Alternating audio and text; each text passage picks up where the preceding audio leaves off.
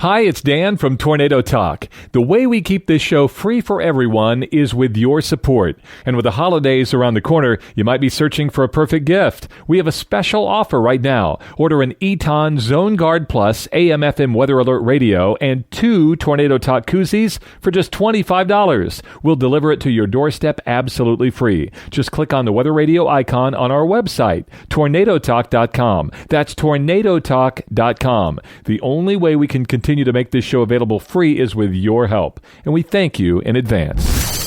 This is Tornado Talk, a podcast about one of nature's most fascinating phenomenon. Share your tornado story with us by email, Jen and Dan at tornadotalk.com. That's Jen and Dan at tornadotalk.com. Now, meteorologists Jennifer Naramore and Dan Holliday. Tornado Talk is on. When a tornado strikes, the damage left behind determines its strength. The Enhanced Fujita Scale is our model for estimating winds in a tornado. But can we learn how strong a tornado is when there's nothing in its path? Can Mobile Doppler Radar help? This is Tornado Talk. What to do with the wind? We hear from 4 experts who each have an opinion on damage surveys and mobile radar data and how it might be used in the future of meteorology. On May 24th, 2016, multiple tornadoes touched down across western Kansas. Some of those tornadoes were large in size, but were in open country, so the estimation of how strong they were was determined by Mobile Doppler Radar. Meteorologist in charge of the National Weather Service in Dodge City, Larry Ruthie, says his county warning area doesn't have many structures for a tornado to hit. He'd like to see mobile radar included in the final survey of a tornado. I strongly support that. I think if we have actual observations which are reliable and research quality, that should trump the actual damage observations that we have. In particular, in western Kansas, there are a lot of wide open areas where all we have to hit are power lines, irrigation systems, fence posts. And we might have an EF5 tornado out there that doesn't hit anything that I can assign a damage rating that would be greater than an EF1. But if I have a Dow or some sort of a measurement, an in-situ measurement with a high-quality radar, those data should be used if we're going to give a real climatological perspective of what actually happened with this thunderstorm. So I really hope that at some point we will be able to use those in-site measurements. Dr. Greg Forbes is a severe weather expert we see on the Weather Channel. He would like to include data from teams in the field to assist in analyzing a tornado's strength. However, there are a number of factors on how to measure the storm to take into consideration. Well, I think ultimately the Mobile Doppler radar winds could become used and should become used, but the problem is at the moment that for the most part they're measuring winds that are often some above the ordinary home altitude, and frankly most of the damage that is caused by tornadoes is by relatively low buildings, homes, and occasionally business buildings. In a much lesser extent, any tall buildings get involved. So the Enhanced Fujita Scale is really designed to be at about the 10-foot level, the rooftop level or near the top of the first floor, whereas most of the Mobile Doppler radar winds, since the beam has to tilt up a little bit in order to avoid blocking by trees and getting things and other structures in the way, things we call ground clutter. Most of the time they're measuring at somewhere the 30 to 50 feet range above ground as their lowest altitude. And the problem is then because the friction becomes so much more as you get down toward the ground, there's a very nonlinear relationship between winds at 50 feet and what they might be at the 10 feet level, but it probably varies from occasion to occasion. We don't know exactly the right algorithm for translating a 50-foot measured wind to what it would be at 10-foot level because of that frictional effect and how it varies with stability and roughness of the particular area that the winds would be in. And then also, it seems as if from what we can see that some tornadoes, the fastest winds might be 100 feet, and other tornadoes, the fastest winds might be down at 10 feet. So that combination of tornado variability and an unknown transform from the radar measured altitude down to the 10-foot altitude is a problem. Rick Smith is the warning coordination meteorologist at the National Weather Service in Norman, Oklahoma. Rick says there continues to be a lot of talk among members of the meteorology community about how to balance mobile radar with damage surveys. There is a large group of experts, engineers, meteorologists, others that are looking at things like that are looking at, what's next for the EF scale, or there are other things that could be changed with it, and I know that that's a big topic of discussion. I don't know where it's going to go or what's going to happen, but just my personal opinion, I think, whether you rate the tornado based on that or not, you certainly need to account for it. And,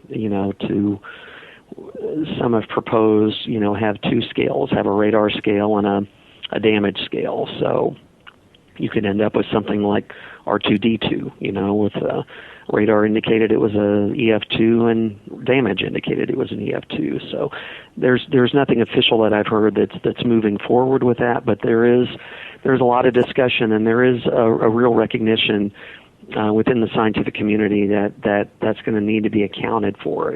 There are more mobile radars now than just out in Oklahoma. I mean, there was the Vortex Southeast experiment that went on. The University of Alabama Huntsville has a mobile radar, I believe. So, it's something that we're going to have to address somehow, and I think it is being addressed, but I don't know where we're headed with it. It is difficult for someone who is watching a tornado to completely understand how a tornado can be extremely large, yet not damage anything and be rated so low. Rick explains why that is. There are a lot of misconceptions when it comes to, estimating a tornado's intensity. There was a lot of very dramatic close-up video. I don't know that I've ever seen so much close-up video of damaging tornadoes as we saw from May 9th here in southern Oklahoma.